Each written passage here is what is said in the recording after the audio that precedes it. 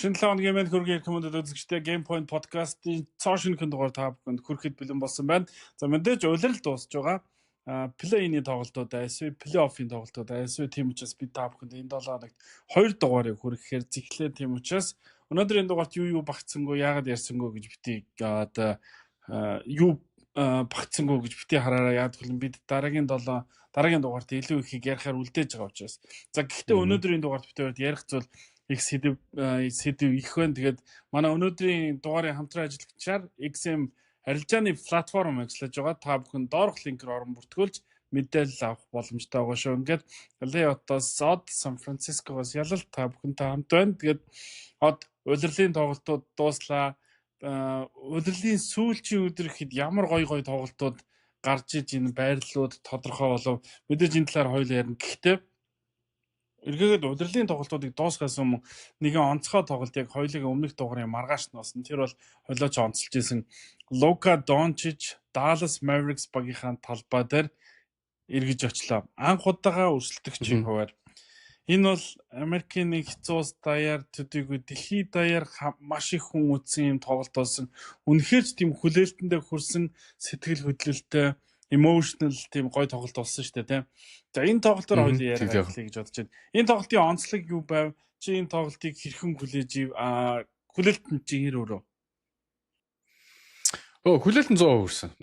Тэг онцлог зүйл бол мэдээж Лука яаж хүлээж авах вэ? Энэ тоглолтыг яаж хүлээж авах вэ гэдэг л байсан л та. Бүх камер, бүх одоо сэтгүүлчдийн харцал Лука дээр туссан. Тэгээд хүлээлтийн хувьд бол 100% хүрсэн тоглолт байсан. Лука одоо юу гэдэг маш халуун дотноор одоо хүлээж авсан. Далс хот Лука Дончичийг маш халуун дотноор хүлээж авсан. Тэгээд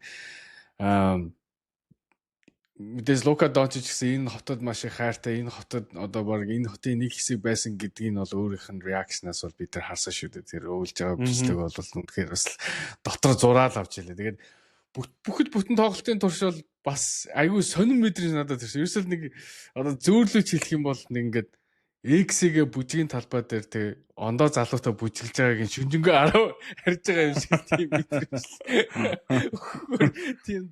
Тийм тоглолт байсан гэж бодож байна. Тэгээд Лукаг бөмбөнд хүрэх болгонд Dallas Mavericks-ийн фэнүүд бол Lakers-ийн фэнүүд юм шиг орилж байсан те. Тэгээд Nico Harrison бол оройжон гол ажлаасаа халагдах шаардлага Dallas-ийн фэнүүд тавьсан нэг тийм тоглолт болж өнгөрсөн дөө. Магадгүй сэтгэл хөдлөл маш их байсан. Магадгүй солилцоо бол ердөө 2 сар өнгөрсөн байсан баг. Хэрвээ эрх хуулиралт ч юм уу эсвэл жилийн дараа ч юм уу Dallas Mavericks, Los Angeles Lakers багууд хоорондоо тоглосон бол энэ нэг сэтгэл хөдлөл арай бага байх байсан болов. Яадаг юм бол ч нөгөө цаг хугацаа аливаа гимчилдэг шүү дээ. Гэтэл энэ нөгөө Лукагаас энэ салсан энэ шийдвэрт гомдол нь арилаагүй байх Лука Дончич өөр багийн өмсгөлтэйгээр энэ талбай дээр эргэж ирнэ гэдэг бол нэгдүгээр тэр фэнүүд тэр өдөр одоо юу гэдэг Dallas Mavericks багийн тасалбар хамгийн хүнд хүрсэн өдөр нь байсан тийм үү? Жилийн хамгийн өндөр үнэрсэн. Тийм учраас ямар хэдэн жилдээ вэ? Сүүлийн бараг 5-6 жил хүрж байгаа хамгийн өндөр үнэрсэн шүү. Тийм. Тэгэхээр энэ юуг харуулж байгаа нэхээр нэгдүгээр фэнүүд ямар их хүсэж хүлээжсэн бэ гэх. Хоёрдугаар тэр утгаараа ямар их анхаарлын төвд байсан бэ? Тийм учраас сэтгэл хөдлөл ямар их байсан бэ?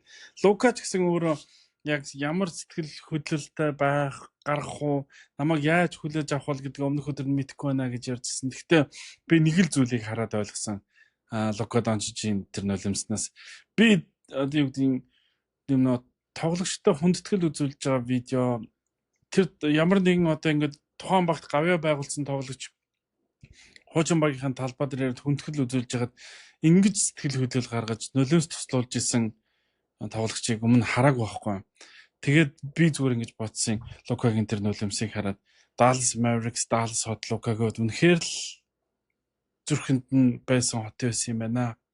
Тэгээд тийм учраас Dallas-ийнхний араас нь ярьсан тэр зүйлүүд бүр дими зүйл байсан юм байна гэдгийг л ойлгосон. Лука мэдээж Лукаг яагаад сольж байгаа шийдвэрээ тэд нар хамгаалах гэдгийг нь ойлгож ин л да. Гэхдээ тэр болгонд Лукаг өвдөгж исэн байна гэдгийг би тэр нулимснаас харсан. Лука өөрөө явахыг огт хүсээгүй юм байна гэдгийг тэр нулимснаас харж ойлгож авсан. Гэхдээ тэр нулимстай давхар юуг ойлгож авсан бэ гэхээр Лука дахиж энэ багийн төлөө эзэж тоглохгүй юм байна гэдгийг л ойлгож авсан. Тэгж их гомдоод одоо юу гэдгийг явсан багта. Ер нь бол нэг чиний сайн хэлсэнтэй оройжонго X-ийн гэж гомдоож салсынхаа X дээр хизээч эргэж очтгүй шүү дээ хүмүүс те. Яг тэр шиг Лука Дончичийн хувьд бол Даллас Mavericks үнэхээр тэр хаалга нь хаагдсан байна л гэж би тэр нулимснаас олж харсан да. Тэгээд тэр нулимс бол үнэхээр гомдлын нулимсаас гэж би бодчих. Тэгээд би одоо ингээд Америкт шүү дээ 17 жил амьдарч байгаа юм зэ. Анх ингээд Монголоос ондоо газар ирээд шүү дээ те. Одоо би зүгээр энэ 17 жил ойлгож авсан нэг юм байдаг байхгүй. Хүн хараа одоо өөрийнхөө гэрээс гараад ондоо газар ингээд суурших юм бол хамгийн эхлээд очисон газараа л гоё гэж боддог байхгүй. Ер нь бол хамгийн эхлээд очисон газар нь айгу зөөлхөн байдаг ч юм уу. Одоо жишээ нь зөндөө хүмүүстэй л ярьдаг зөө. Илээд анх ирсэн бол хүмүүс илээдэл гоё. Оклендд анх ирсэн бол Оклендоо л гоё гэдэг. Хичнээн ондоо газараар ингээд Америк ондоо тэр явсан ч гэсэн манай Окленд л гоё штэ гэдэг хүмүүс байдаг байхгүй. Яг үний эрэхтэй бас нэг гоё газар биш шүү дээ. За одоо Окленд зөндөө найзсан манай Оклендийнхаа уучлаарай. Гэхдээ нэг тим байдаг байхгүй. Тэрнтэй адилхан Даллас хот гэдэг чинь тэгээ Лука Дончичийг дөнгөж 10 үдтэй хүүхэд байхад нь ингээд баг өргөөд авцсан гизэг шиг тим газар байхгүй. Тэгээд тэр газраас нь ингээд хүчээр явуулна гэдэг бол мэдээж Лукагийн сэтгэл зүйд амар хүн нөлөөлсөн байгаа. Тэгээд хин блэ би одоо хаанаас уншсан мөртчиж шин одоо Далласын оонрууд шууд бага худалдаж авсныхаа дараа хиний тренерүүдийг халаад хэлсэн байна. Лука Дончичийн тренерүүдийг. Одоо ингээд өдөр болгон хамт байж идэг. Өдөр болгон ингээд массаж энэ төр хийж идэг. Тэр хүмүүс чинь биш тэ багийнхан тоглогчдоос илүү Лукатай хамт байж байгаа хүмүүс байгаа байхгүй. Бараг өргөж авсан эцэг их шиг. Одоо ингээд ондоо газрын одоо Европоос Америкт ирээд сурч байгаа хүн чинь бас ингээд соёлын ялгаагаар тэрэнд нь уусахт нь ингээд тусалсан тийм ойр дотны хүмүүсийг халаад эхэлсэн гэж байгаа байхгүй. Тэрнээс эхлээл ингээд анцаа үүсчихсэн. Тэгэхээр ингээд би тэр ингээд гомдоод уйлж байгаа хэсгийг хараад нэр үнэхээр л ингээд те гэршигэн газраас ингээд хүчээр ингээд явуулчих юм бол хин ч гэсэн гомднэстэй л гэж би бодчихсон. Яа, тэгээд тэр тоглолттой холбоотой бас нэг өөр мэдээлэл өгөхөөр Dallas Mavericks мэдээж Лука Дончичийг явуулснараа маш их мөнгө алдчихав. Маш их мөнгө алдна. Бүр 9 оронтой тоогоор хэмжигдэх гэдэг чинь одоо 100 саяас дээш хэмжээний мөнгө алдна гэсэн тооцоо гаргацсан байсан шүү дээ. Гэтэ тэр өөрөө Даллас мөнгө хийх гэж оролцсон. Тэрний юу гэхээр Лука Дончичтай хамтарч ажилладаг спонсорууд энэ тоглолтыг спонсорлооч гэж нэлээд өндөр үнэтэй санал тавьсан гэж байгаа. Тэгээ тэрний юу гэхээр Лукагаар бас л мөнгө хийх гэж шүү дээ. Тэгтэл Лукагийн зүгээс энэ саналыг татгалзсан. Энэ саналд одоо юу гэдэг энэ саналыг нь reject хийх зөвлөмжийг одоо нэг ивент итгэгч нартай хүргүүлсэн бохоо хамтран ажиллахыг хүсэв. Тэгэхээр эндээс юу харж байна гэхээр зүрхэнд үнэхээр ойрхон байсан байна. Тэгтээ одоо дахиж тэр хаалгыг нээхийг үнэхээр хүсэхгүй байна гэдгийг тэндээс харагдж байгаа болов гэж тэр үйлдэлээс би ойлгож авсан. Тэгээд хараа нөгөө нэг Лукаг анх ирсэн тоглолтод Леброн хамгийн сүүл танилцуулдаг биш Лука хамгийн сүүл танилцуулагдсан шүү дээ. Сая бол Далласын тоглолтын дээр бас яг л тэгсэн. Тэгээ ингээд Леброн энэ удаа бас ингээд хойш сууж өгөөд хэний мөчвэ гэдгийг ингээд мэдэрч байгаа. Тэгээ дээрэс нөгөө Лука гэдэг ордон даяар ингэж хахад Леброн гэл төрүүлэл алга тушаал фэнүүд ингээд нөө баяр хүргээл уриалаа л да. Тэндээс харж хахад Леброн Джеймс үнэхээр нэгдүгээрт манлайлагч хүн ямар байдгийг харуулж байна. Хоёрдугаарт Лука Дончич одоо энэ завны ахмад юмаа гэдгийг одоо бүх талаараа support хийж өөрийн зүгээс ингэж дэмжиж хүлээн зөвшөөрж байгаагаас харахад би Лука Дончич ирэхэд Леброн Джеймс яаж энэ нөгөө нэг ингэж шилжүүлж өгөх бол те тэр бамбрыг тэр нөгөө хөлгийнхээ жолоог шилжүүлж өгөх болгосон шиг Леброн шиг ингэж ухаалаг смут ингэж гоё ухаалаг смут хийн гэж би үнэхээр бодсон. Тэгэхээр Лука Дончич годгийн Даллас дэрлээ тэр талбай дээр Лука одоо Лука манайх шүү гэдгийг Леброн харуулж өглөө. Дээрэс нь талбай дээр байгаа бүх агуулгаараа Леброн Джеймс харуулж өглөө. Хэн блэ ESPN-ээр ярьж байсан шүү дээ. Би Леброныг ингэж бүр ингэж нөгөө жавжин дээр очиод хүлээгээд тий Лукаг тоглохыг хүлээгээд хараагаа зогсож надад их сонирм D-way гэсэн шүү дээ. Надад их сонирм байна гэд. Энд чинь зүгээр л гоё байгаа байхгүй юу? AD-д энийг өгөхийг хүсэжсэн даан ч AD авч чадаагүй шүү дээ. Харин одоо Лукаг авах болсон юм байна. Тэгэд энэ тоглолт үнэхээр өнгөрсөн 7 хоногийн яа харахгүй гоё голлох үйл явдал байлаа л гэж би өвдө харсан да. Тэгээд бас нөө одоо Dallas Mavericks ингээд Лукатай ингээд бизнес хийх гээд ингээд ингэсэн гэдэг. Энэ Лука Дончич гэдэг ямар том одоо бизнесийн одоо юунаас Dallas татгалцсан бэ гэдгийг одоо энэ чанаас бид ингээ харж байна. Одоо би чамд энэ бол дөнгөж өнөөдөр гарсан шүү. Одоо NBA-гийн jersey sales-ээр Лука Дончич нэгдүгürt явчихна энэ жил. Lakers-ийн jersey. Тэгээд анх удаа шүү дээ, 2012-аас 13 оны season-ээс хойшоо гэдэг чинь одоо хэдэн жилийн 12 3 жил үү.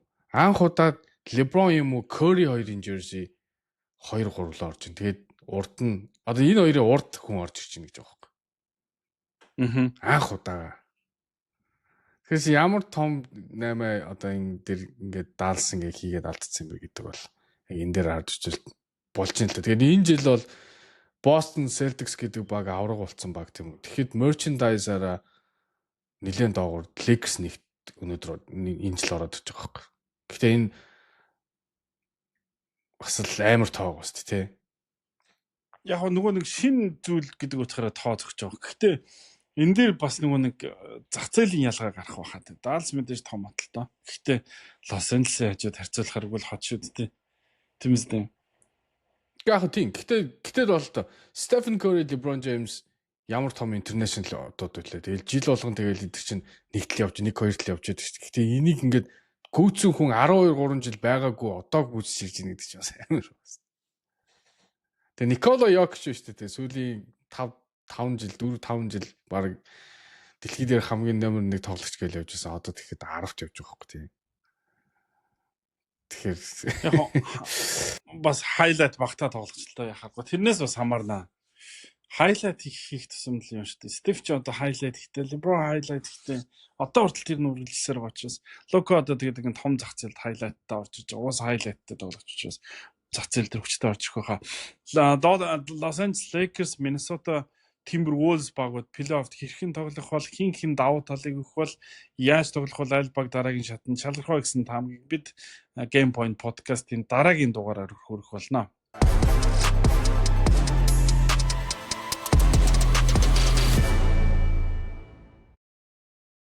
Улирал дууссан. Улирал дуусны маргааш юу болдог вэ гэхээр халаа сэлгээ шууд эхэлдэг. Тэгээд улирал дуусгаас өмнө ямар халаа сэлгээнүүд явсныг бид өмнөх дугаараа хангалтаараа ярьсан учраас тэрийг дахин нуших илүү зүйц. Харин улирал дуусны маргааш нэг багийн ерөнхий менежер, нэг багийн ерөнхий дасгалжуулагч хоёр ажлаа хамгийн түрүүнд алдлаа. Тэр бол Phoenix Suns баг 11-р байранд шалгарсанхаа амжилтын буруутныг багийн ерөнхий дасгалжуулагч гэж үзээд Майк Буденхолзер дасгалжуулагчтай 5 жилийн гэрээ байгуулснаас ердөө ганцхан жилийн дараа буюу 4 жилийн гэрээ үлдсэн байгаа өнөд Майк Буденхолзерыг халж байгаагаа өнөөдөр зарлалаа.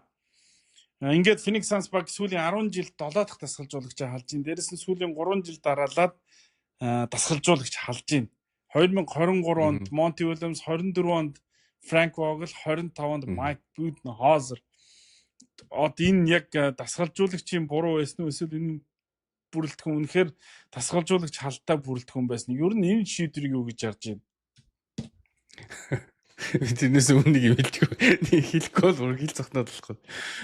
Түрүүний 7 хоногт за дараагийн дугаар дээр юу ярих вэ гэдэгт нь энэ үнэхээр ярих юм цөөхөн байгаа шиг санагдаад. За гэхдээ нэг дасгалжуулагч нь халагдах байлгүй гэсэн чи яг өнөөдөр Майк Буденхолзер халагчлаа гэхэд миний бүр инээд үргэлжлсэн. Аюу мохох те. Яг аль-алиндаа л байгаа. Майк Буденхолзер өнөөдөр яг ингээ энэ мэдээ тарсны дараа Phoenix Suns-ын Phoenix хотын одоо яг хотын радиогийн нэг сурвалжлагч ирсэн бэл. Майк Буденхолзер бол үнэхээр муу дасгалжуулагч байсан. Майк Буденхолзер баг халагдахын төлөө баг энэ ажлыг хийсэн гэдэг байгаа. Бүх байж болох бүх одоо юу гэдгийг шийдвэрүүдийг буруугаар гаргасан Devin Booker-тэй, KD-тэй одоо юу гэдэг үл ойлголцол үүсгэсэн гэдэг. Ер нь бол хийж болох бүх буруу зүйлийг хийсэн болохоор Майк Буденхолзер халагдахтал энэ яг одоо энэ ростерыг ч юм уу одоо GM-ийг ч юм уу эсвэл Phoenix Suns-ийн овнруудыг буруутгах бол шаардлагагүй гэж хэлж илээ. Гисэн хэдий ч гэсэн Майк Буденхолзер энэ ростер бол угаасаа л эвцэлдэхгүй одоо нөгөө шууданд хийсэн үхрийн иврүүд гэдэг шиг гэдэг нь бол бид нар сүүлийн 3 4 жил харлаа шүү дээ. Тэгэхээр аль татаа л байгаа. Гэтэ Майк Буденхолзер энэ дээр бол өмнөх одоо Франк Вогел шиг одоо ажил хийгээгүй гэж би бодож байна. Дордуулсан. Тэгээ хамгийн инээдтэй нь шүү дээ. Одоо ингээд дараа жил хэрвээ юу яах юм бол юу яах юм бол шинэ дасгалжуулагч авах л та. Одоо ингээд 4 дасгалжуулагчд нэг жил зэрэг төлөх юм шүү дээ. Монти Уильямс, Франк Вогел. Монти Уильямс сая юу? Франк Вогелд 25 сая. Одоо ингээд Майк Буденхолзерд ирэх 4 жил 40 сая долларын цалин өгнө. Тэгээ юм чинь Монти Уильямс ирэх жил ч үргэлжлэн. Тэгээ тэрэн дээр дахиад жилийн 10 гээ явлаа гэхэд дахиад нэг дасгалжуулагч авна. Тэрэн дээр дахиад бодвол 10 гэх бол ингээд зөвхөн нэг позишн дээр 4 хүнд 40 саяг зарцуулах бол тэгэхээр Матиш би тийм сайн гараа тавьсангүй гэдэг нь бол ойлгомжтой. Ер нь авраг авахгүй ч яарах юм бол процессыг түргэх юм бол алдаа гаргадаг гэдэг бас нэг жишээ Phoenix Suns боллоо. Гэхдээ би бол одоо дасгалжуулагчид 100 буруу өгөхийг хүсэхгүй байгаа. Яг гэх юм бол тэрдэрдэггүй эвцэлдэхгүй байсан бүрэлдэхүүн баггүй. Энэ дээр Майк Буденхолзер битгий Фил Джексон, Грег Попович ирээд ч энэ дээр учрыг нь олж чадахгүй байсан бүрэлдэхүүн баггүй. Тэрийг бид нар өнгөрсөн жил харсан шүү дээ. Холбогч авъя гэдсэн чинь за энэ жил Tyus Jones-гийн холбогчийн навд ирлээ гэсэн чинь холбогчтой тоглоод чинь бүрэлдэхүүн аврал байхгүй гэдэг бидний үйлрэлд харлаа шүү дээ. Devin Booker, Bradley Beal тэг бүр холбогчтой тоглоод гэсэн чинь Bradley Beal бүр юу гэдэг 50 саяын тоглогч битгий 5 саяын тоглогч байхаа болжлоо шүү дээ.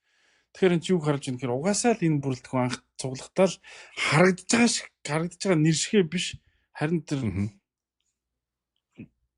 буруу одоо юу гэдэг хундаам дээр босгоцсон юм байна гэдг нь эндээс харагдаж байна. Тэгээд одоо ингээд өнөөдөр гарч байгаа мэдээллүүдээс харахад Kevin Durant-ыг солилцоонд оруулахаар төлөөлөгчтэй агенттай хамтарч ажиллана гэж юм. Тэсэн чинь Bradley Beal-ийг явуулахыг хамгийн хүсэж байгаа баг Bradley Beal гэсэн би Phoenix-тэй үлднэ л гэд яриад байна. Одоо ингээд Bradley Beal үлдэх юм бол Devin Booker явж таарах юм уу? Mike Bradley Beal үлдэхгүй яах юм бэ? Bradley Beal үлдэх 110 сая долларын шалтгаан байна. Харин тийм. Тэгэхээр энэ баг ерөөсөө ингээд болохгүй байгаа даахгүй. Тэгээ би одоо дахиад Bradley Beal үлдээ Devin Booker үлдэх юм бол ямар ч дасгалжуулж ирсэн энэ багт тийм сайжрах зүйл харагдана гэж бодохгүй байгаа даа. За Kevin Durant-ыг явууллаа л да. Kevin Durant-ыг явуулаад Phoenix Suns өргөсөө авах юм уу? Үгүй шүү дээ. Яг үүндээ Phoenix Suns багийн өргөс чинь Bradley Beal болчиход байгаа шүү дээ. Тэгэхээр Bradley Beal хэрвээ гэрээгээ худалдаж аваад чөлөөт агент болох юм бол харин энэ Phoenix Suns-ыг аварж байгаа ч үйл байж магадгүй. Тэгэх юм бол заавал Kevin Durant-ыг явуулахад шаардлага ч уг нь бол байхгүй шүү дээ.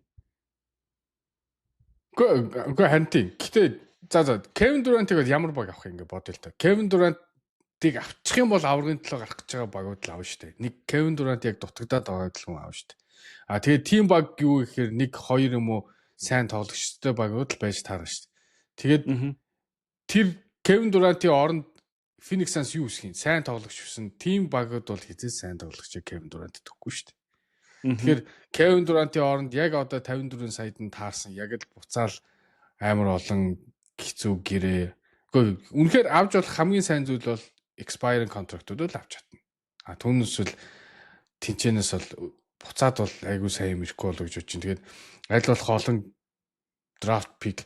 Яг LeBron-ы өмнө одоо биш Rob Pelinka ирэхээс өмнө Lakers яг ийм байдалтай байсан байхгүй. Одоо нэг Luol Deng, Mozgov энтрийн гэрээ одоо ихэнх cap-ийг эзэлсэн. Тэгээ айгүй олон одоо хэрэггүй гэрээтэй. Тэгээд draft pick байхгүй тийм үе байсан шүү дээ. Тэгээд тэнцэнээс яаж гарсан гэхээр ерөөсөө идрийг л сольсон. Бүх key тоглогчдоо бүгдийг нь сольсон байхгүй. Тэгэхээр Kevin Durant-ыг сольно, Devin Booker-ыг сольно, Bradley Beal-ыг ч гэсэн Bradley Beal-ыг одоо угаасаа сэргэн босголт ирэх юм бол buyout хийсэн дээр байхгүй. Тэгтээ тэр угаасаа юу руу хөрөхгүй юм чи. Дахиж Apron руу хөрөхгүй гэсэн ш. Би бол ерөөсөө Phoenix Suns-ыг одоо бүх үнэхээр ингээд шинжлэх гэж байгаа бол бүх юма шинжлээсэй л гэж би хүсэж байна. Одоо энэ James Jones гэдэг GM-ийг хүртэл ер нь бол халах цаг нь бол болсон л гэж би бодож байна. Тэгээд Mattish би одоо бол энэ нөгөө сүүлийн 2-3 жил давсан одоо буруу шийдвэрийнхаа одоо шийдвэрээс одоо сурж болох зүйл бүгднийг сурсан болов уу гэж байна. Одоо яг сайн GM аваад яг тэрнийхээ одоо visionary явсан дээр гэдгийг одоо ойлгосон болов уу гэж би бодож. Тэгэхээр ямар одоо clean house хийж байгаа бол тэр чигээр нь бүгдийг clean house хийсэн дээр. Devin Booker ч гэсэн одоо дахиад ингээд аваад үлдлэхэд 1 жилийн дараа нэг фейлдэх юм бол Devin Booker ч гэсэн явахад ойрхон байгаа гэсэн одоо шуумнууд гараад эхэлсэн ба шүү дээ. Тийм ч дээ. Уус одоо Booker бас тэслэхэд юм чи та яаж тэсгэвд юм чи Booker-ийн одоо нэг legacy Booker-ийн legacy гэж одоо дайнад тийм амар зүйл байхгүй л дээ. Гэхдээ хувь хүн талаас нь харах юм бол үргэлж ялагдагч байсаргаад энэ эд үеийн дууссан шүү дээ. Тийм учраас Booker ч гэсэн ялагч байхыг хүсэхгүй л үтэй юм чи. Би одоо энэ ямар гой 10 гэдгийг харуулсан шүү дээ.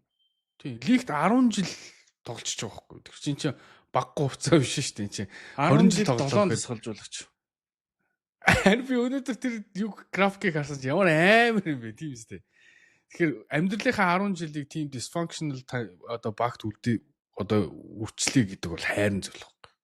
Devin Booker. Devin Booker бол скиллтэй сайн тоглогч шүү дээ. Яг нь лидерийн хувьд бол асуудалтай юм шиг харагдаж байгаа боловч гэсэн.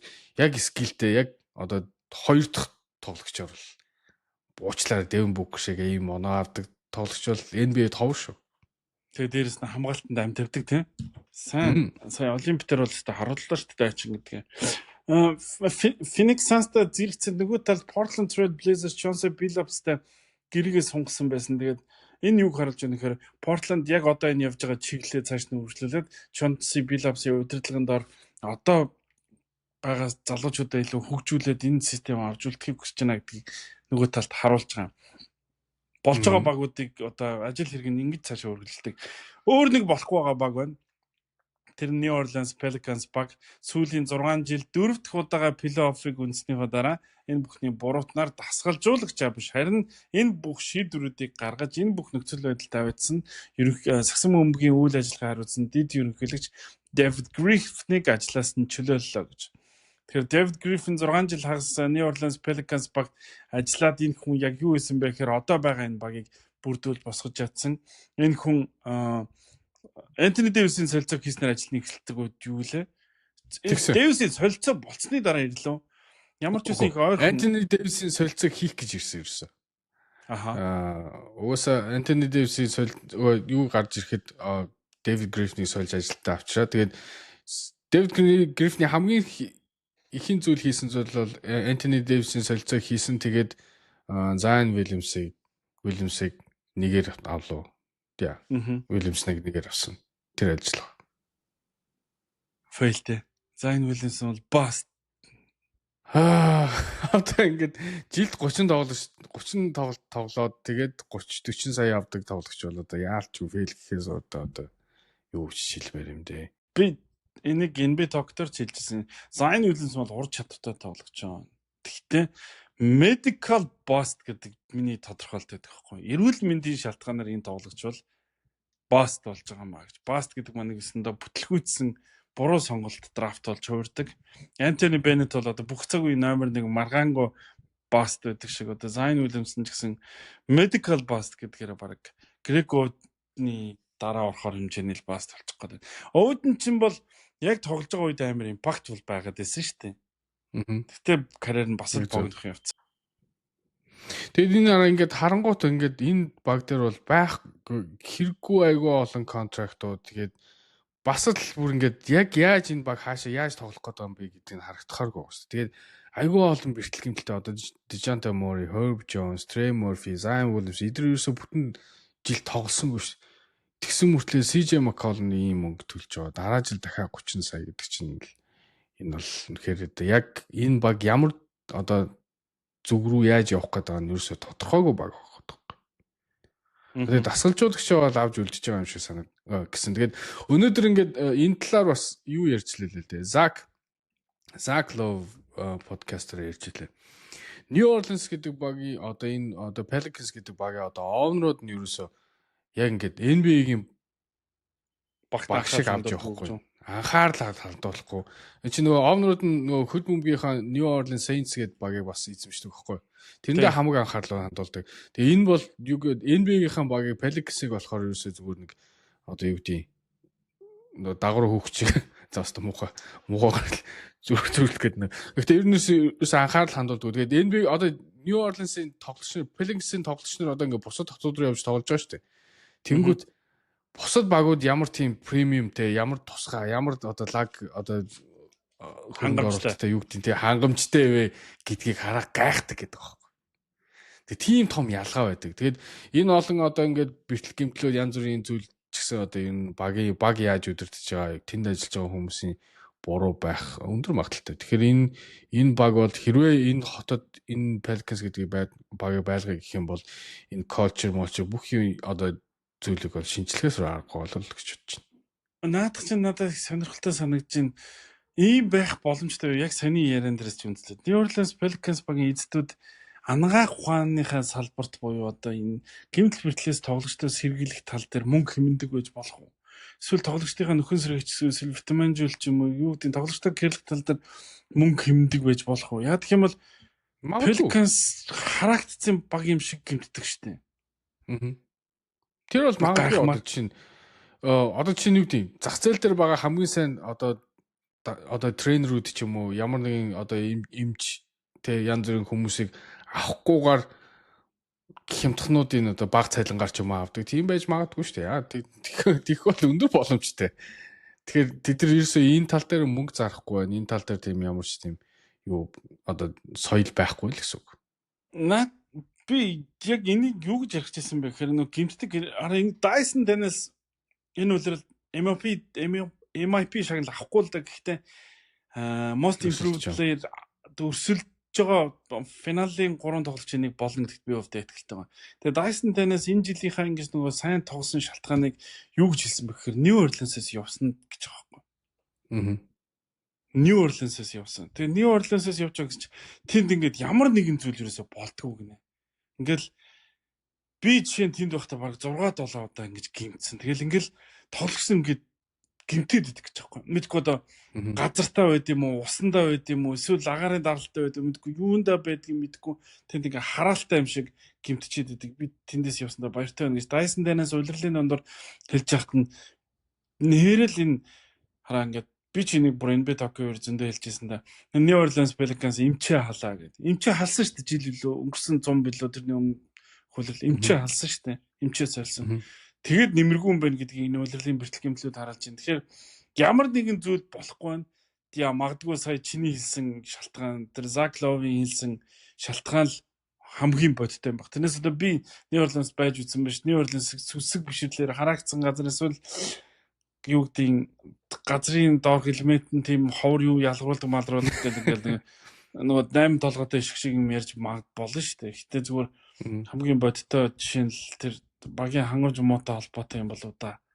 Тэрнээс нэрээ үнэхээр хэцүү газар. Тэгээд одоо ингээд хардаа багийн үйл ажиллагаагаа өөрчлөхөд David Griffin-ыг халж ийна гэдэг чинь юу гэхээр за энэ баг за одоо шинээр эхлэе гэж юм гэсэн үг шүү дээ.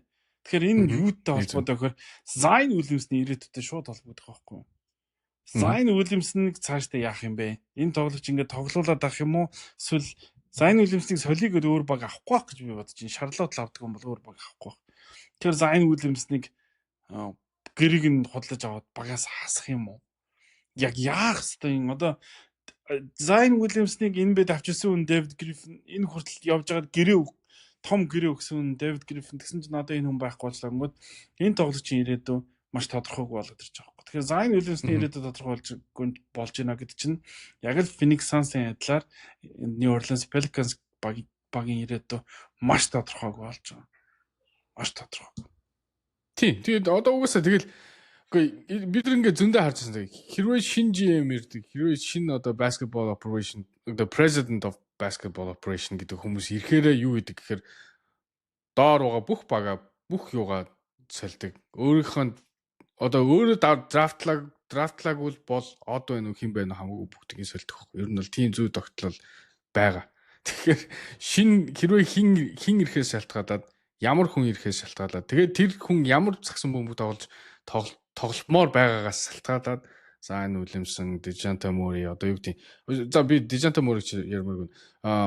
Herb Jones, Trey Murphy-г хоёр ирээдүйдээ тоглож байгаа шүү дээ. Энэ хоёр гэсэн энэ хоёр ирээдүй ч гэсэн New Orleans-ыг удахгүй ч гэж магадгүй л. Eves Messi лөө тий. Энэ жилийн Eve Messi тий. Тэгэхээр ер нь бол ямар GM ер нь ямар амбицтай хүн ер нь тэгэл тэрнээс шалтгаалаад ер нь бол бүгд явахаар бол бүгд л явна шүү. Гэхдээ явсан ч дээр угаасаа тэгээд эхэлж байгаа бол ийм цэв юмнаас л эхэлсэн дээр. Тэгтээ тэргүй угаасаа New Orleans энэ олон жил одоо contention-аас хасагдж явсан юм чинь дахиад нэг 2-3 жил хүлээхэд бол ямар ч асуудалгүй л болоо гэж бодчих. Би нэг хоёлаа өмнөх дугаар дээр нэг ярьжсэн чинь Denver Nuggets багийн институт чинь цор ганц баг өдөрдгөө Denver хотынхоо хөл бөмбөгийн багийг эзэмшдэг гэнтэргээ ярьжсэн шүү дээ. Тэгсэн чинь тэрэн дээр манай нэг үзэгч бас спортын салбарт байдаг манай найз маань тэр мэдээлэл явуулж ирсэн байхгүй. Тэгсэн чинь Denver Nuggets багийн эзэдүүд чинь одоо энэ яг юу шиг New Orleans Saints багийн эзэн шиг Arsenal-ийн тузын гишүүн юм байна. Тэгэхээр хувьцаа эзэмших гэсэн үг байхгүй. Энэ нэлээ чинь Colorado Avalanche шиг бас эзэмшдэг юм бэ л. Тэгээ Denver Nuggets, Colorado Avalanche, Colorado Rapids, Colorado Mammoth, Arsenal FC, Arsenal WFC гэдэг ер нь олон баг эзэмшдэг юм бэ л. Los Angeles Rams дуртай хувь эзэмшдэг юм байна шүү дээ. Нэр тийм баг шүү. Тий. Тэгэхээр нөгөө нэг засаглаас урцсан гэж хэлээдсэн би энэ аахгүй. Тэгээд бас их юм ярьж илээ да ер нь тэр цааш та одоо энэ Mike Malone энэ 100 ер нь Denver Nuggets юу болох юм байгаа юм бол тэрэн дээр нэр ингэжлээ шүү дээ. Айгуу сони юм болж мэдсэн ш нэрээ Denver Nuggets дээр. Denver Nuggets шүү дээ те. Ерөөсөө Mike Malone энэ хин хоёрыг шүү дээ те. Хэмлэл GM нь.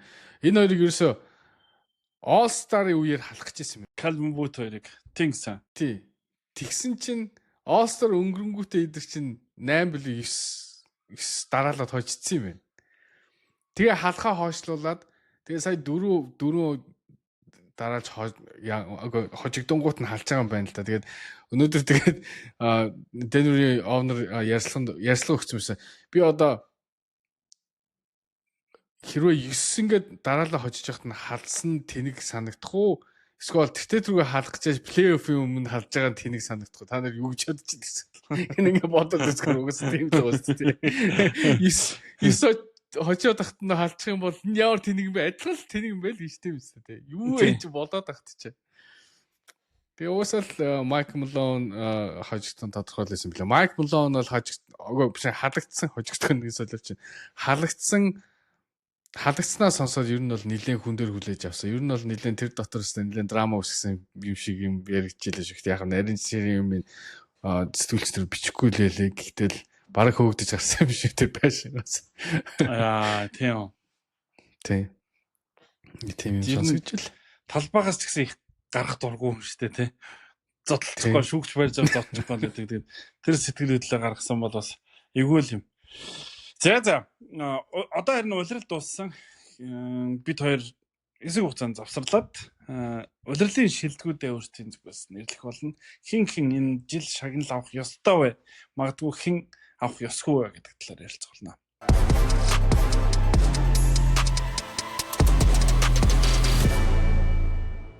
XM нь 190 улсад 15 сая хэрэглэгчтэй бөгөөд олон улсын цэцэнцтэй төлөвлөгч програм.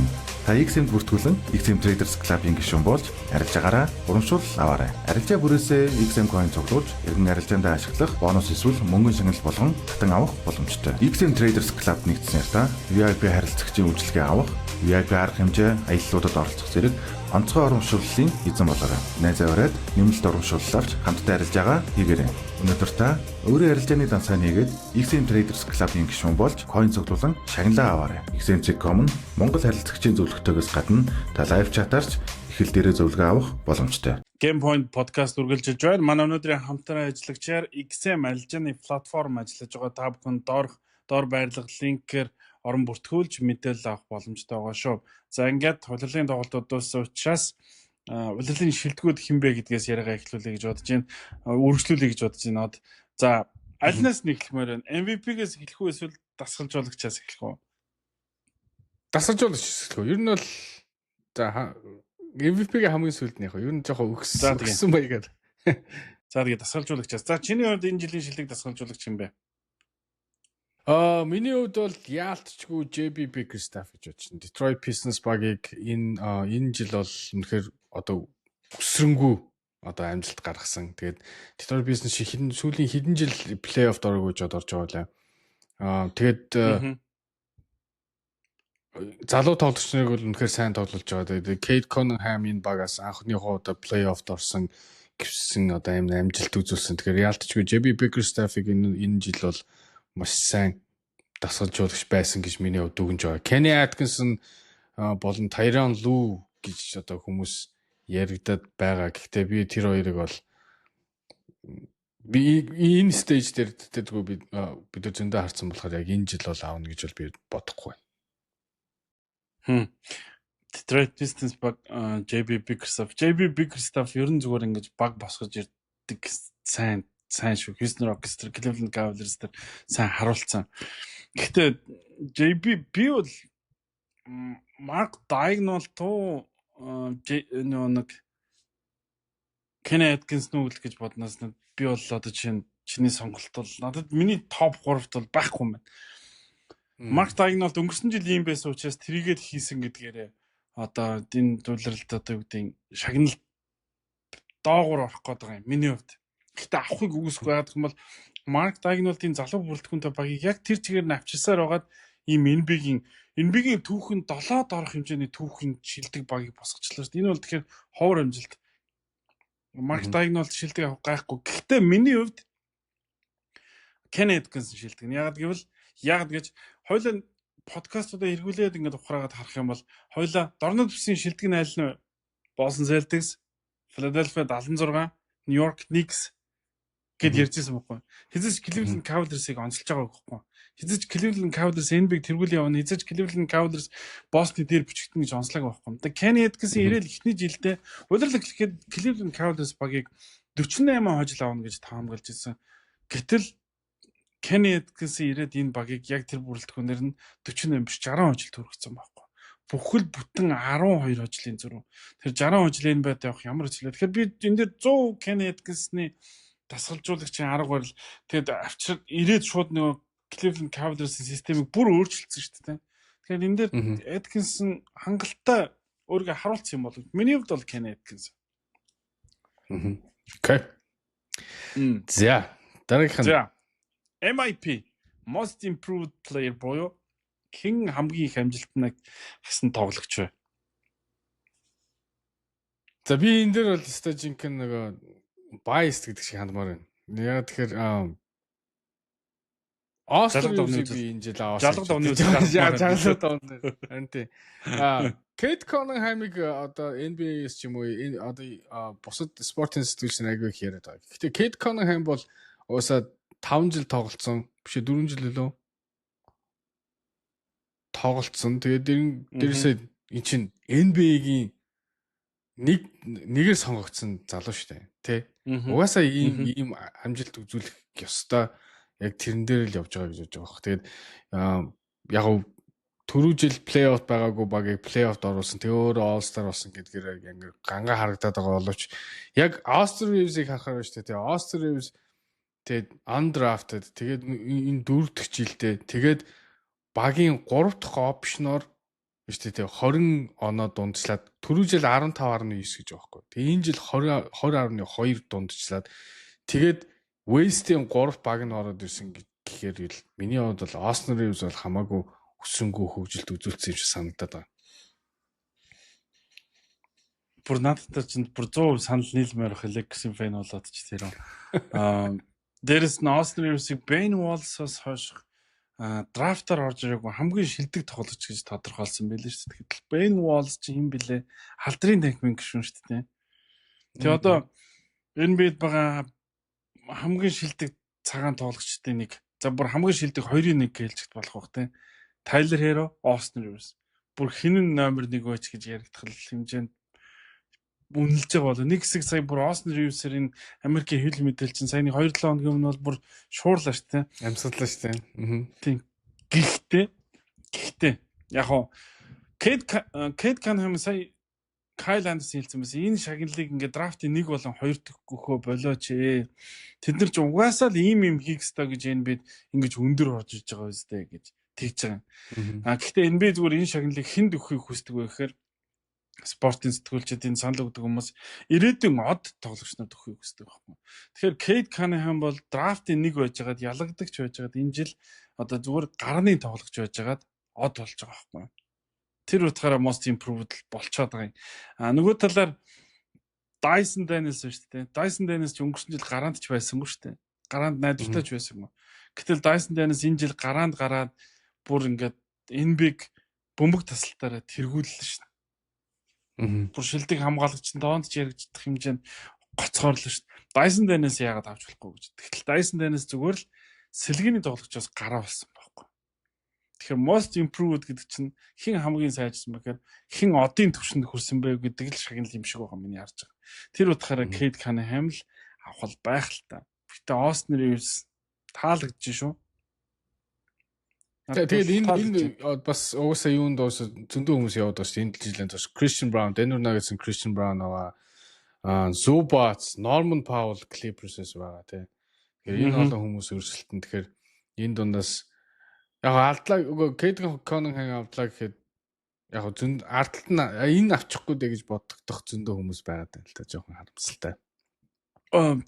Zubac гэснээр Zubac энэ жилдээ үнэхээр өөрийгөө энэ биг шилдэг төвүүдийн нэг гэдэг хөлийн зөвшөөрөл шүү дээ. Энэ биг энэ үлрэл тоглож шүү дээ. Самбараас бөмбөг авсан тоогоор нийт авсан самбараар л энэ биг тэргүүллээ шүү дээ. Боддоо 1011 самбар авсан. 1000 самбар авсан цоор ганц төвөнд тоглож. Боддоо өөр тим төв пост хийж оноо авж байгаараа NBA 2-т орж байгаа. Нэгт ингэж Nikola Jokic. Тэр Jokic араас бичиж шүү дээ. Тэгэхээр чинь ийм бас л амар л байна гэсэн үг шүү дээ. Тэгээд сая бид хоёр дараа нь ярих бах. Өчигдөр бол бас л юуг бол зовоолоо шүү дээ. Warriors-ыг уучлаарай. Яа, за дараагийнх нь Sixth Man. Энэ Sixth Man. Sixth Man одоо энэ жилийн Sixth Man ер нь бол дорнод бүс рүү явчих юм шиг байгаа. Миний харж байгаагаар. Гол кандидатууд гэсэн Detroit Pistons багийн Malik Beasley байна. Malik Beasley энэ үйлрэлд бол үнэхээр бүр багийнхаа хожлын гол төлөвлөрүүд нэг болчихдоо. Хаавста ганган шийдэж байгаа.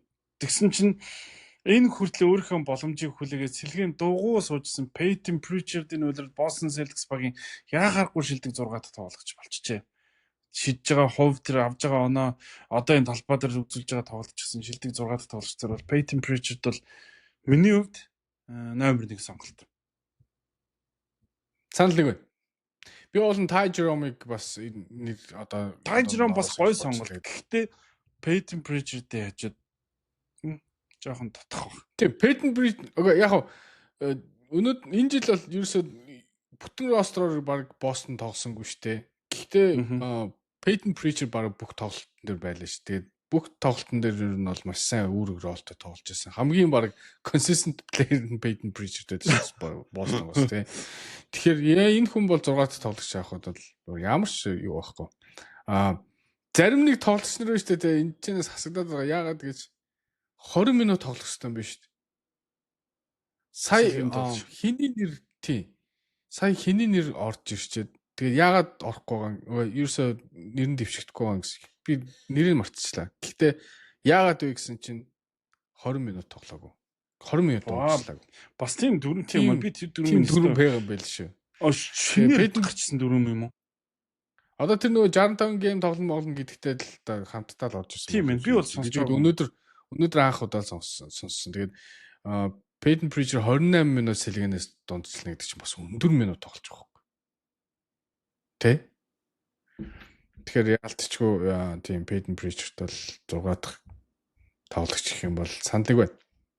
За дараагийн шагнал бол Rookie of the энэ жилийн Rookie of the Year буюу оны шилдэг шинэ тоглогчийн шагнал бол ер нь өрсөлдөөн харьцангуй багтаа гэх юм уу тийм цойрсон тоглогч ер нь бол байсангүй шүү дээ. Гэхдээ мэдээж нөгөө 65 зурлахад нэгэн төрүүлнэ гэдэг шиг хин нэгэн төрүүлжил таарна. Тэгээд хамгийн сүүлд за энэ жилийн Rookie of the Year шагналд бас гол өрсөлдөж ирсэн нэг Wells маш игүү гэмтээд Уэлсийн хувьд улирлан дуусчлаа. Тэрнээс бас тэд болж гараанд гараад бүр Memphis Grizzlies-ийн бас гол тоглогчдын нэг шиг эхний жилдээ болж чадсан байсан. Гэхдээ одоо энэ шагналд гол хоёр л хүн байна. Нэгдүгürt Atlanta Hawks-ийн Zachary Researcher, нөгөөх нь San Antonio Spurs-ийн Stephen Castle. Researcher. Энэ хоёр шалтгаанаас Stephen Castle гэж хэлмээр байна. Нэг би нэгийг таах. Энэ жил хайрт таачих. Нэг нь юу? Нэг нь чи ярьслага хийсэн. Нэг нь би ярьслага авчихсан учраас. Хоёр тоо үгүй Stephen Castle бол угаасаа энэ жилийн рookie дондоос бол хамгийн их одоо багтаар өөрөөр бол айгүй сайн тоглож байгаа. Тэгээ хамгийн их оног дундсалж байгаа тоглогчрын нэг. Тэгэхээр Stephen Castle бол ялцчих авах хэрэгтэй гэж миний бодож байна. Тэгэхээр өөр тэгэд энэ жилийн rookie одоо класс дотор бол үнэхээр онцгороод ах rookie үнэхээр харагдсан. Одоо мэдгүй бусад одоо жилүүд ингээ хараад харвал л дээ энэ rookie-ийн класс бол үнэхээр муу байлаа. Тэгээд Zachary Researcher гэж байна гэж тооцоолж таамаглаж энэ жилийн драфт хийгдсэн шүү дээ. Ер нь хүлээлт тийм байсан шүү дээ. Яг тэр шиг л байт юм байна. Тийм тэгээд Jaden Wells-ийн хувьд бол үнэхээр харамсалтай тэгээд улирлан дуусч байна. Тэгээд Zachary өөр Researcher яасан гэнэ. Гэхдээ Атлантад сайн тоглож байгаа ч гэсэн ер нь бол тийм айхтар одоо нэг юунаас цойлж харагдахгүй байгаа юм болов уу гэж би бодоод байгаа шүү дээ. Одоо багасаа. Тийм impactful тоглож байж чадж байгаа би бол мэдгүй бол харагдахгүй. Chicago Bulls-ийн Buzelis нэлээд сүүл тодорч харагдж эхлэв. За энэ залууд бол ирээдүй байна. Гэхдээ Rookie of the Year шагнал гэх юм бол улирлын ихнээс Stephen Castle угаасаа шилтгэн байсан учраас энэ шагналаар бол маргаангүй болов гэж бодож байна. Тэгээд дээрэс нь хурдтай юм, тесрэлттэй юм, шилттэй юм, тоглолтонч гоё юм. Тэгээд Chris Paul гэдэг юм доминант холбогчийн дэргэд байж ич ингээд combo guard юм байрлал дээр ингээд сайн тоглолцсон. Тэгэхээр яа харахгүй өөр толцсон боломж нь нөгөөдтэй харьцуулахад бага байсан ч гэсэн өөрөө ингэж тесэрж гарч ирснээр яа харахгүй Stephen Castle буюу цамхаг энэ шагналыг энэ жил хүртэх ёстой юм болоо да. За одоо хамгийн маргаантай хоёр шагнал. Хоёулаа юунаас эхлэх вэ гэхээр шилдэг хамгаалан тоглогчийн шагналаас эхэлье. Шилдэгэн хамгаалан тоглогчийн шагнал хинхэн өрсөлдөж гол фаворитууд болж байгаа вэ? Дээрэс нь хин чинийхаар энэ шагналыг хүртэх ёстой вэ? Эхнээсээ угаасаа season эхэлснээс Mobley тэгээ Triple J, Dyson Daniels тэгээд сүүлд Draymond Green гэдэг хүн айгүй хүчтэй түрэн орж ирсэн. Юу нэ All Star-ын break-нээс хойшоо. Тэгээд Lou Dort гэж бас байгаа. Тэгээд энэ олон хүмүүс дундаас хин нэг нь аав. Миний бодлоор бол Mobley л болов гэж бодоод байгаа. Яа тэгэхээр багийн одоо хамгийн сайн хамгаалагч тэгээд баг нь бол defensive rating-ээр байнга ихний 5 дотор явж исэн. Тэгээд NBA-г одоо рекордоор тэргүүлж чинь те. Ийм багийн хамгаалгын тоглогч бол одоо 100% боломжтой гэж би бодож байна. Тэгээд Draymond Green сүүлийн 20-д тоглолтод ингэ сайн тоглосон болохоос яг бүх төлөвлөлийн турш нэг айхтар тийм сайн хамгаалагч байсан гэж би бодохгүй. Dyson Daniels-ийн хувьд бол яг маш сайн хамгаалагч on ball defender тэгээ сайн стил хийж байгаа ч гэсэн багт үзүүлж байгаа яг үүрэг нөлөө нь бол бүр их тийм Mobley шиг бол сайн байгаа гэж би бодохгүй. Харин тэрний оронд ер нь бол Mobley-гээ араас бол Lou Dort байх хэрэгтэй болов уу гэж би бодоод байгаа шүү дээ. Lou Dort-ийг ерөөсөө хүмүүс ярихгүй байгаад нь би ерөөсөө гайхаад байдیں۔ Lou Dort энэ жил өөрийгөө маш олон талаар дээшлүүллээ шүү дээ. Сайжрууллаа шүү дээ. Довтлогоогоор хамгаалтаар угаасаа л хар ажлыг хийдэг байсан. Гэтэ Oklahoma City Thunder баг энэ үлээр хамгаалтынхаа рейтингээр хамгаалтаар лиг тэргүүлж байгаа Lou Dort үнэхээр бүр энэ шагналд финалд заавал үлдэх ёстой хүмүүс нэг. Orlando Magic хамгаалтын рейтингээр 2-т явж байна. Houston Rockets баг маш олон сайн шилдэг хамгаалагч. Гэхдээ энэ хоёр Thompson-ы аль нэг нь ер нь за энэ ялангуяа Amen Thompson шилдэг хамгаалан тоглож хизээ нэг өдөр авах нь тодорхой юм залуу байл шүү. Дөнгөж эхэлж байгаа гэхэд өстой гайхав шүү. Гэхдээ миний хувьд шүү дээ. Одоо сая хэллээ шүү дээ. Энэ шилдэг хамгаалан тоглож ин шагнал Cleveland Cavaliers-ийн Evan Mobley. Ерөөсө Victor Wembanyama бол энэ шагналын гол фаворит нэж байгаа гэмтцэн учраас ингээд хоёр дахь нэг шатанд явж байгаа хүмүүст боломж гараад ирж байгаа шүү дээ. Тэр бол хамгийн нэгдүгээр ойлгомжтой. Хоёрдугаар яг одоо ингээд хамгаалтын рейтингээр харах юм бол Golden State Warriors баг 7 дугаар өрөнд явж байгаа байхгүй. Тэгэхээр сайн хамгаалттай гэдэг байгаа тэр багийн чинь нэг Evan Mobley favorite гэдэг тэр 8 дугаар өрөнд явж байгаа байхгүй. Golden State Warriors-ийн ард. Тэгээд Evan Mobley үнэхээр тийм сайн мөхөр мэдээж сайн Evan Mobley гүгүйсэхгүй Embiid-ийн шилдэгүүдийн нэг учраас шагнал дээр байгаа. Гэхдээ яг ингээд X factor буюу хүчин зүйлүүдийг авч үзэх юм бол Evan Mobley тийм байгаа юм байна гэхээр Evan Mobley 60-70 байгаа байхгүй. Evan Mobley дорнод бүсийн сул өрсөлдөгч нар байгаа байхгүй. Бараг багийнхаа тоглолтын 50-60% нь тэр сул өрсөлдөгч нартайгаа дахин тоглодог шүү. Дорнод бүсийн үсгтийн байрал тийм учраас. Гэтэл Golden State Warriors баг өрнөд бүс Denver, Oklahoma, Clippers, Lakers, Dallas одоо гэх ингээд бүсийнхэн бүх шилдэгүүдтэй Draymond Green түүийн байрлалаас зүтгэсэн байхгүй. Би бол Draymond Green-ийг нуруу намтай энэ жил үнэхээр шилдэг хамгаалалтын тоглогч хэмжээнд хоёр дахь удаа авчихад гайхахааргүй хэмжээнд зүтгэсэн гэж би хувьдаарсан. Ялангуяа тэр сүүлийн тоглолтуудад үнэхээр онцсон. Өөрөө чинийг авахыг хүсэж байна гэсэн, өөрийн сүүлийн боломж гэдгийг хүлээн зөвшөөрсөн гэсэн. Гэхдээ миний хувьд бол энэ жил Draymond Green үнэхээр Victor Wembanyamag-ийг тооцох юм бол Bill of Evan Mobley-ийн урд тавина. Нуруу намтай нөхөр гэхдээ багийнхан төвийн байрлалыг манад Golden State Warriors багийн бүх одоо юу гэдэг хамгаалтын defensive anchor нь буюу нүүр царайнаа явжсэн энэ тоглогч. Ягаад шилдэг нь болохч. Дээрээс нь дорнод бүстэй харьцуулахад өрөндийн шилдэгүүдтэй доорож 3-4 удаа тоглоно шүү дээ. Тэгэхээр Draymond Green энэ болгонд л хамгийн шилдэгүүдийг авч ингэж өөрөө ингэж нөгөө өөр дээр авч байгаа шүү. Тэгэхээр миний хувьд шилдэг хамгаалагч харахгүй Green. Окей. За. MVP хамгийн одоо хэцүү энэ жилийн MVP-гийн шагнал хэн ч авсан байв? Хил маргаан дагуулах нь ойлгомжтой. Никола Йокич, Шей Гилс, Александр хэн ч авсан байв? Нөгөөх нь хохирогч болж байна. Нөгөөх нь дэмжижсэн тэр хэсэгтээ дэмжиж байгаа тэр одоо юу гэдэг нь сектортой MVP-г авах хэрэгтэй гэж харж ирсэн тэр хэсэгтээ хохирогч болж байна. Чиний хувьд хэн нь хохирогч, хэн нь ялагч юм? Би Шей Гилс, Александрыг болно гэж бодож байна. Угаасаа. Угаасаа багийн амжилтаарч бодсон тэгээд авж байгаа оноо статаж бодсон. Яг нь Никола Йокич айгүй олон зүйл дээр нэгт явж л байгаа л да. Бүр гайхалтай стат гаргаж байгаа. Гэхдээ Никола Йокичийн болон Denver Nuggets-ийн одоо сүүлд одоо тэгж дараалж хожигдсон. Тэгээд энэ коуч одоо янз бүрийн юм халагдсан гэдэг ирэхээр яг Никола Йокичийн хаста авах хэвээр онооноос насгдсан болов уу гэж би бодож байна.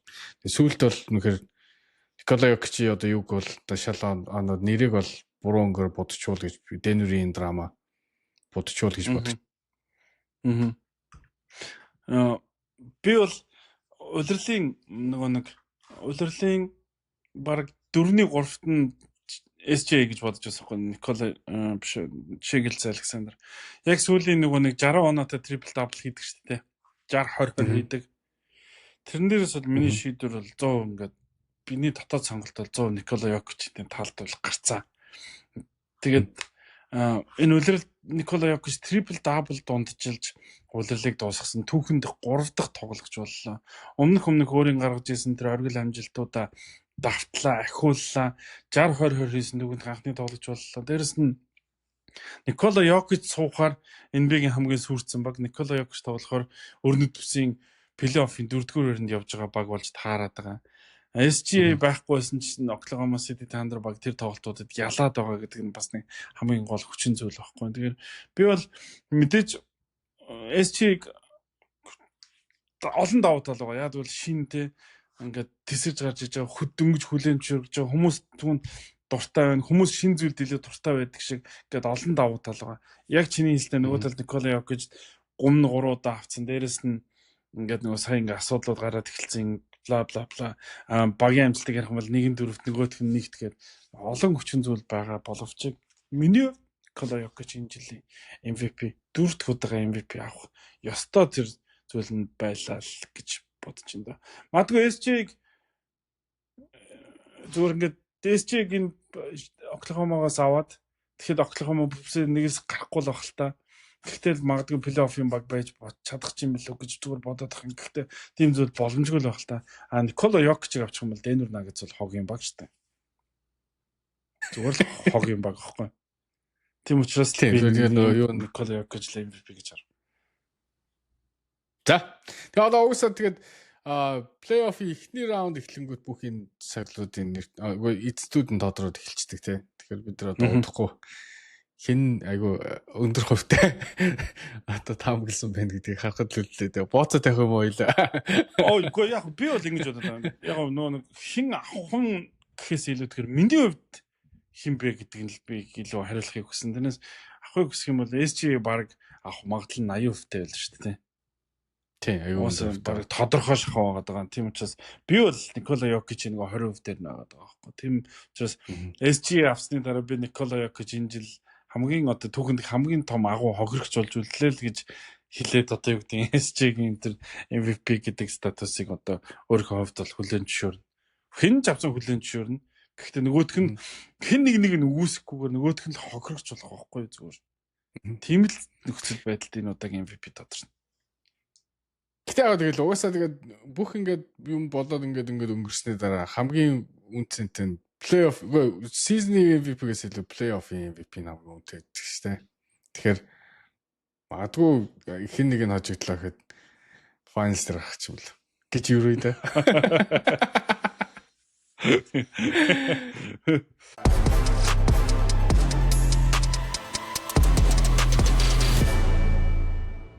Game Point podcast үргэлжилж байна. За бидний ярилцах сүүлийн сэдэв мэдээж өнөөдрөөс эхэлж байгаа play-ины тоглолтууд.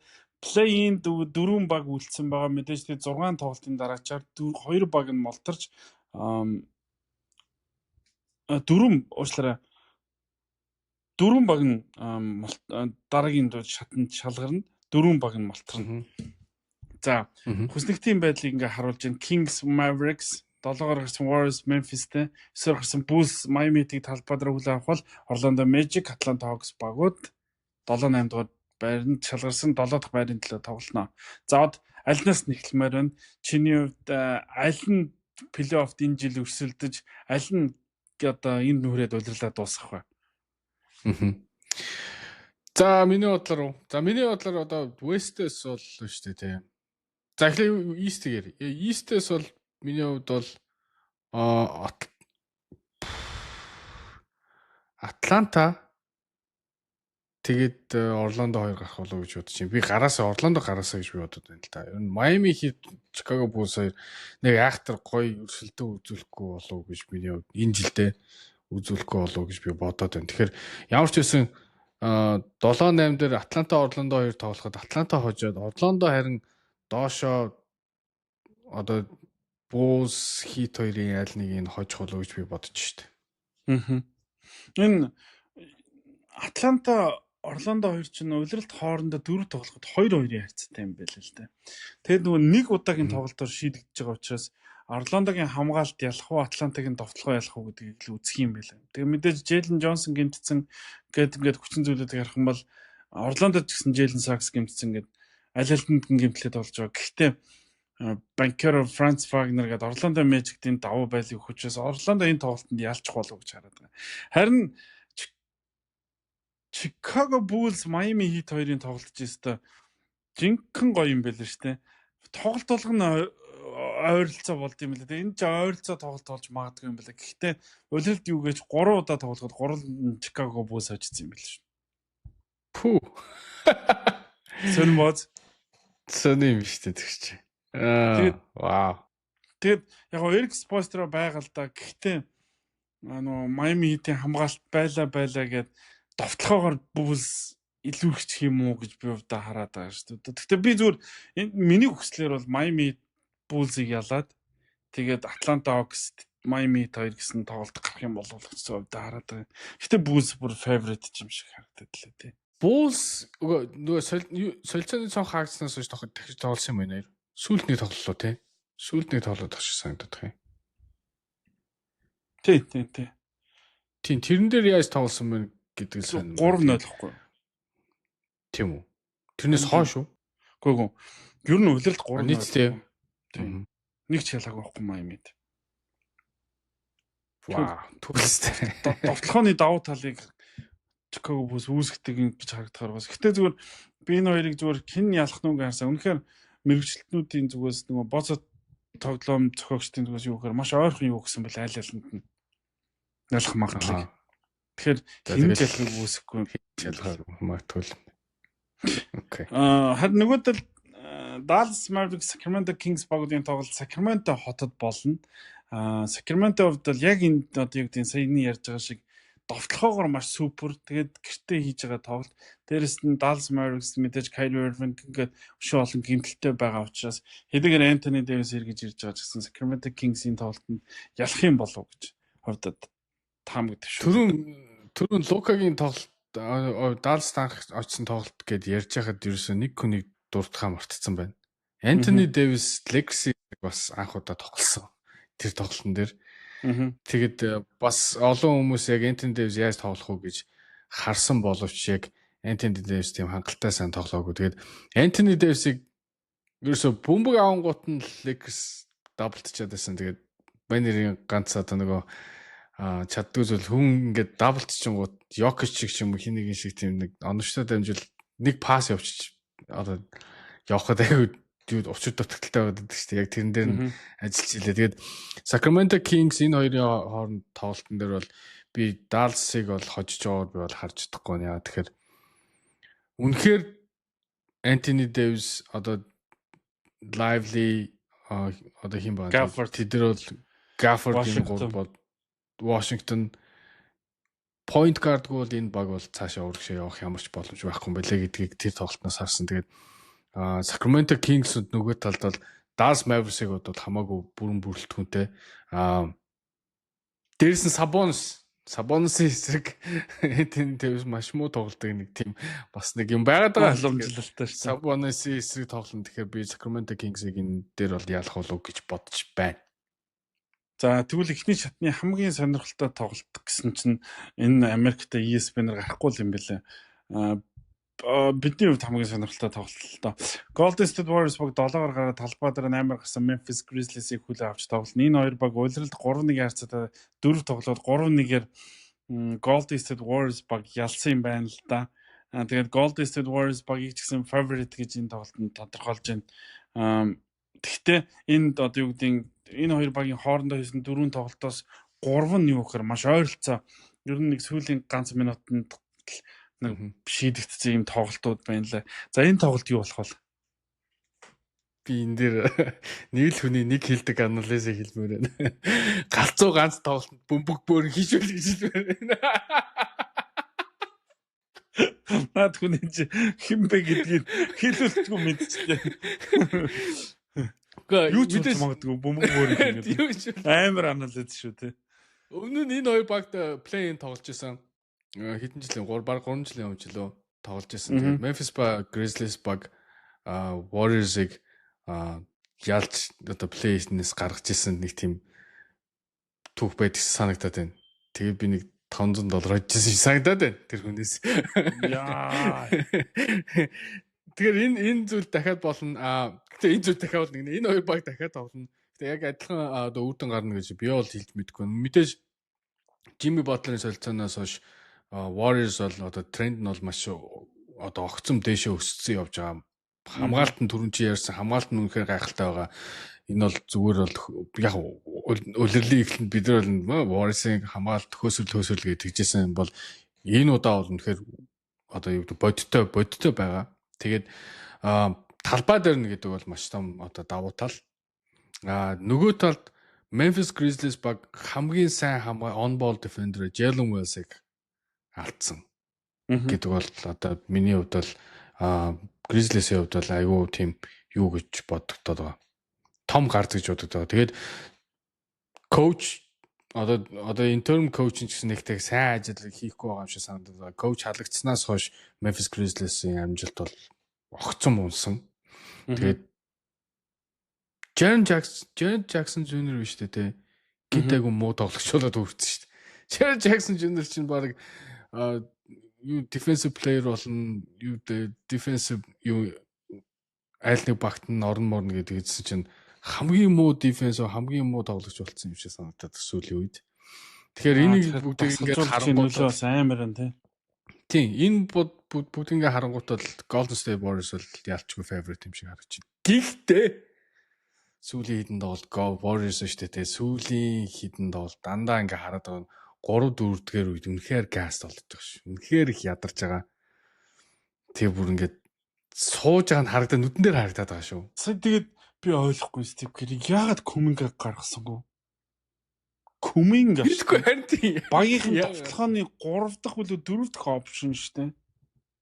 Яг зөв. Гүү хараа нэг Кавай Леонард 35 минут тийм үү 30 минут тоглолцсны дараагийн тоглолтын дээр 1 минут ашиглахгүй чинь болохгүй шүү дээ. Энэ ийм амар ойлгомжгүй байж болохгүй шүү дээ. Тэг Куминга шүү дээ. Багийнхаа нөгөө ротейшны 8 дахь 9 тоглогч бол за өнөөдөр би гарсангүй байна. Гэтэл багийнхаа сэлгээнд гараа нь үйж байгаа сэлгээ нь бол 6 дахь тоглогч шүү дээ. Гэри Пейтний хэдэн минут тоглолцсон бэ? Мэдгүй Гэри Пейтний хамгаалтыг ашиглах гэдэг ойлгож байна л да. Гэхдээ Гэри Пейтний хамгаалт тэр тоглолтод тийм гоц байсан гэж юм. Гүү шүү дээ. Тэгээд гол нь Кавай Ленардыг хамгаалахын тулд өндөр бие хэрэгтэй, өндөр хүн хэрэгтэй. Яг тэрэн дээр бол Куминга бол таарадсан байхгүй уулна. Тэгсэн чинь Кавай Ленард бол тэн дээр бол жинхэнэ бүрслэн иргэнэ шиг юм болтой шүү дээ. 40 оноо. Биштэл Кавайг бол яриад ирэг. Кавайг хинж зогсоохгүй мөлий. Үгүй зогсоохгүй. Гэхдээ яаж л Кавайг арай илүү ажиллуулах байхгүй тэ оноо авахын тулд. Тэгэд бол үнэхээр тэрэн дээр бол маш муу ажлыг Стив Кэр хийсэн гэж бод. Moses Moody-д 30 минут тоглосон зав. Хасаг 14 байлоо 12 байлоо. 4 оноо авсан шүү. Гэхдээ Куминга тэр үед яатсан юм бэ? Moses Moody яг гараанд гарснараа ашигтай байгаад байгаа. Ер нь бол тийм учраас Куминга бэрцснээс хойш юусаа гараар орж чадаагүй. Гэхдээ яг Clippers-ийн тоглолтын дээр бол Moody-гээс илүү Куминга нь хэрэгтэй байсан гэж би бодод байгаа. Тэгээд сүүлд Warriors биш дээ ерөөсөө уул нь бол хожихыг их хүссэн. Гэхдээ ер нь жижиг амар олон алдаануудыг хийсэн шүү дээ. Ер нь тэр тоглолтын дээр ер нь бол нэг хайхтар ингээд фокус олж чадахгүй тэр голоор нь Кори бүжиглээч гүйж ах шиг инээд талдаач гүйж ах шиг тэр оноо тэр хоёр хүн багт чинь. Тэгээ сүүлд тэр Грини тэр самбар доороос алддаг боллоо бурхан минь. Зүгээр л хоёр оноогоо авалтаа тэгэхгүй контакт авах гэж ингэж хүсэж чаад. Тэр хэцлээ жижиг юм дээр ингээд алдсаар байгаа тэгээд Clippers-ийг яг газд буюу бензин дуусаад байгаа шалтгааныг хоёр зүйлтэй холбож байна. Нэгдүгээрт Ахмад багштай. Батлер Ахмад, Кори Ахмад, Грин Ахмад. Ачаал их хүрд. Хоёрдугаарт энэ багш нуруу нам баггүй. Нуруу намтай учраас үргэлж ингэж хөдөлж идэг, үргэлж нэг нөхөж идэг, үргэлж ингэж тусалж ингэж хөдөлгөөнтэй хамгаалдаг учраас бусдаас илүү их энерги, бусдаас илүү их ажиллаад байгаа учраас ядраад байна уу да гэж би бодоо зөвтгөхгүй тийм. Тэгээд маргаашийн тоглолтод нэг асуудалтай зүйл өнөөдрийн тоглолтод нэг асуудалтай зүйл байгаа нь юу гэхээр Жими Батлер өмнөх тоглолтод гэмтэл авсан шүү дээ. Гэхдээ ямар ч байсан тоглоно л гэж хэлсэн л да. Гэхдээ 100 биш нь бол ойлгомжтой л болж таарах гэдэг. Жими Батлер жилийн яг энэ үед одоо гэмтдэг боломж л одоо сүүлийн жилүүдэд Майамиэд гарчлаа шүү дээ. Нөгөө талаар хэдийгээр яг Jaren Jackson Jr-ыг орлогч тасгалжуулагч муу харагдуулаад байгаа ч гэсэн энэ баг өндөр ихгүй. Zaki, Jaren Jackson Jr, Brandon Clark одоо өөр юм бэ ингээд Santi Aldama өндөр ихгүй. Тэгэхээр нэгхэн тоглолт штэ нөгөө бөмбөг бөөрийн хийжтэй гэдэг шиг нэгхэн тоглолт штэ. Юу ч болохыг үгүйсэхгүй. Мэдээж favorite нь Warriors би ер нь зүгээр Warriors Lakers гэдэг финал плей-оффын ихний шат гарчаас яагаад гэх юм бол энэ баг сүүлийнх нь байх тийм учраас гоё плей-оффын цуврал дэлхийн сүүлийнх нь цуврал нэгдүгээрт шүү дээ гэж бодож Warriors хамгийн хүссэн яагаад гэхээр шүү дээ адилхан Lakers small ball тоглоно. Warriors small ball тоглоно. Амар чанстай байсан бохоггүй. Ер нь бол Lakers-тэй таарсан бол Warriors-т. Одоо тэгээд ингээд доошо play-in руу унтсан тэгээд гараад Houston аль нэг талд нь гараад шагналан Houston-тэй юм уу OKC-тэй тоглох гэж бодгоор бас шагналуу юу вэ гэдэг чи бас амар баст. Тэгтээ юм ч байсан энэ тоглолт бол гой тоглолт болно гэдэгт бол итгэлтэй байна. Ямар ч байсан эргэн тойрны мэдээллүүдийг хүргэх юм байна. Тэгээд хойлоо өөр дутуу зүйл үлдээгүй байх тийм үү? Гайг баха. Одоо тэгээ 7 хоногт 2 дугаараар нэхэр ярих юм зүйл. Тэгээд энэ үрээд бид нэр өнөөдрийн дугаараа өндөрлүүлээ. Яа гэх юм бол бид нэр плей-оффын цуврал руу ерөөсөө орсонгүй. Гэхдээ плей-оффын цувралд эхлэх болтол дахиад бид нэр 4-5 хоногийн хугацаагаа учраас тэрнээс наан плей-оффын превью дугаараа та бүхэндээ хүргэх болно. Харин плей-ины тоглолтууд дуусаад бүх 16 баг тодорхойлсны дараа онцлог цувралуудыг аваад Lakers, Minnesota Timberwolves, Clippers, Denver Nuggets энэ жинхэнэ гой цуврал болно. Миний бодож байгаа positive өөрч цуврал болох гэдэг юм шиг зүгээр ингээ би ингээд дотор нэг юм ботсон чи тэрийг нөгөө Odds-ыг харсан чи төсөөр байгаад л. Тэгээд энэ Oklahoma City Thunder-ын Houston Rockets гэх зүгээр ингээд өрнөд бүсийн цувралууд тэр чигээрээ гал гарсан гой цувралууд болох. Нөгөө талд Detroit Pistons багтаа таарсан баг тэгж амархан цувралыг л шийдэж чадахгүй хаа. Тэгэхээр плей-оффын дугаар маань ярих зүйл ихтэй байгаа. Тийм учраас бид плей-офф болон плей-ины дугаар гэж тусдаа салгаж байгаа шүү. Тэгэхээр өнөөдрийн дугаарын хамтран ажиллагчаар XM арилжааны платформ ажиллаж байгаа. Та бүхэн доорх линкээр орж бүртгүүлээд мэдээлэл авах боломжтой шүү. Ингээд LA Otos Od San Francisco-с ялалт та бүхэн таамтай байлаа. Энэ 7 хоногт эргээд удахгүй уулзлаа. Түр баярлалаа.